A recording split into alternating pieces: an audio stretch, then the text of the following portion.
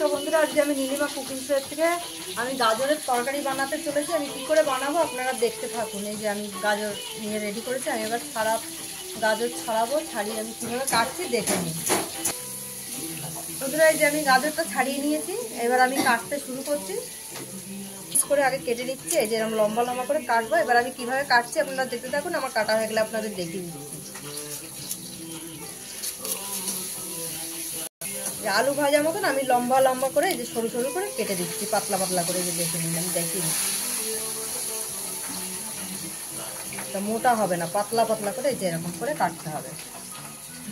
আমি পুরো গাজরটাকে কেটে নিয়ে তারপর সবজিটা বানাবো। এই যে বন্ধুরা, আমার গাজর কাটা হয়ে গেছে, দেখুন এই যে এরকম করে করে কাটতে হবে। বন্ধুরা এবার আমি ধরিয়ে দিলাম গ্যাস।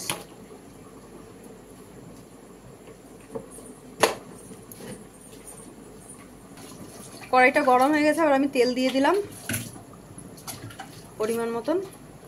সাদা তেলে করলে ভালো হয়, ওই জন্য আমি সাদা তেল দিয়েছি।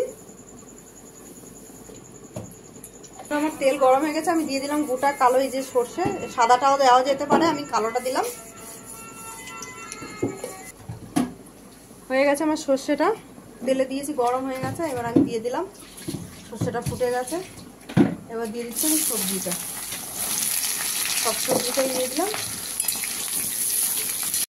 আমি পরিমাণ মতন দিয়ে দিচ্ছি হলুদ গুঁড়ো, অল্প আমরা চারবে হলুদের পরিমাণ মতন দিলাম, অল্প করে সবজি তো। আর এই নুন দিয়ে দিলাম পরিমাণ মতন। দিয়ে দিচ্ছি ধনে জিরে গুঁড়ো পরিমাণ মতন, 2 চামচ দিয়ে দিলাম। সঙ্গে লঙ্কার গুঁড়ো 1 চামচ।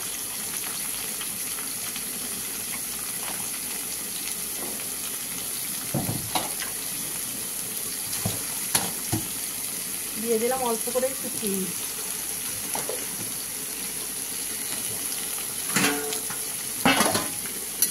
এবার আমি এটাকে নেড়ে চেড়ে ঢাকা দিয়ে দেবো। জল দিতে লাগবে না, এটাই যে রসটা বেরোবে এই রসে সেদ্ধ হবে। এরপর আমি সিমে করে দেবো। দেখুন বন্ধুরা, আমি এবার দেখছি তরকারিটা কি অবস্থা হয়েছে। মোটামুটি হয়ে এসছে, নরম হয়ে এসছে, আর একটু হবে নরম। সেটা আমি ঢাকা দিয়ে দিচ্ছি।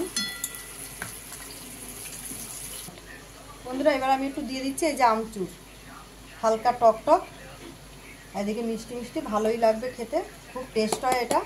এটা আপনারা চাইলে রুটি দিয়েও খেতে পারেন, ভাতেও খাওয়া যায়, রুটিতেও খাওয়া যায়, দুটোতেই খুব ভালো লাগে। এবার আর একটু ঢাকা দিয়ে দেবো, সেদ্ধ হয়ে গেছে। এরকম মাখা মাখা, শুধু গাজরের তরকারি, এটা কোনো আলু টালু কিছু করবে না।